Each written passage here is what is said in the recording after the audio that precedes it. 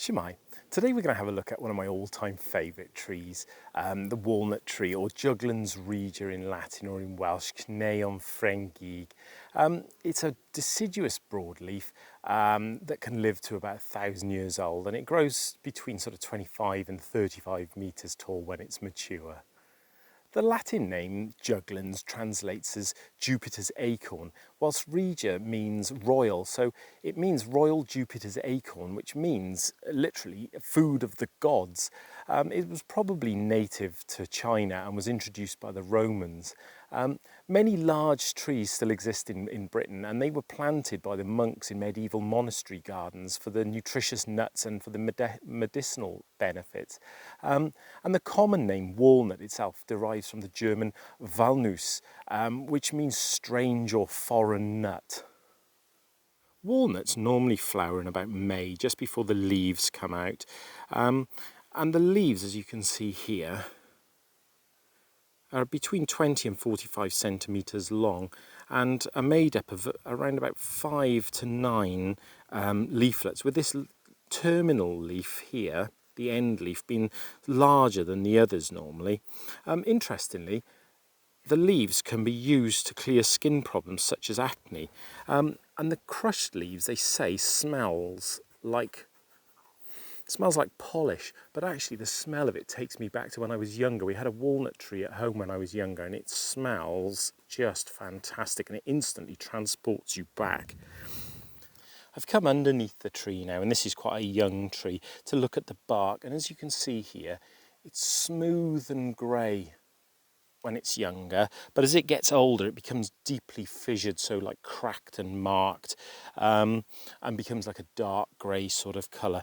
Interestingly, the bark was used as a laxative, so in other words it makes you go to the toilet, and was used to expel worms, so to get rid of worms. Sounds pretty gross. But it's the fruit that is the best part of the walnut tree to me. They usually are ripe between sort of September and October, but you can see by there a young, immature walnut starting to form. They are about 4 to 5 centimetres across and shiny green, as you can see here. And then as they ripen, they turn brown. Inside is the hard, woody, wrinkled nut. And then if you crack that open, it's the edible nut that we all know about that looks a little bit like a brain. They're absolutely delicious. Being a tree that's well known in this country and been here for a long time, it's got lots of facts and uses and folklore that goes with it.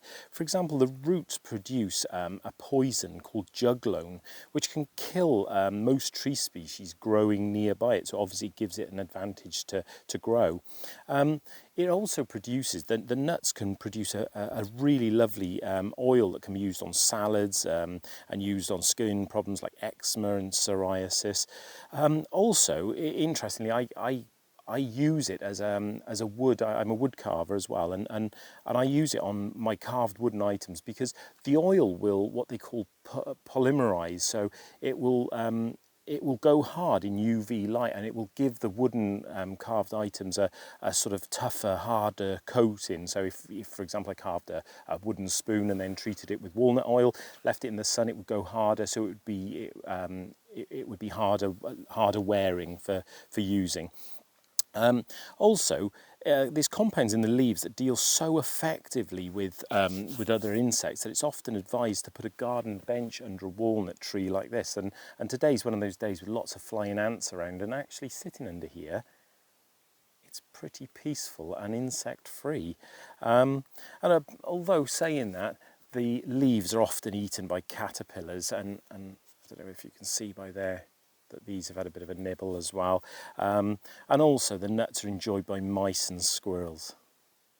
Walnut has got lots of uses. I mean, from the obvious things such as the edible nuts, which are delicious. It's also a very valuable timber tree.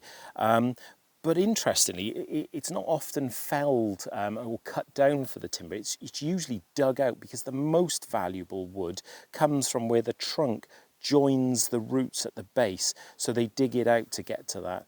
And that this wood is used for like high-class furniture, but also on Jaguar car dashboards, so really high-class stuff.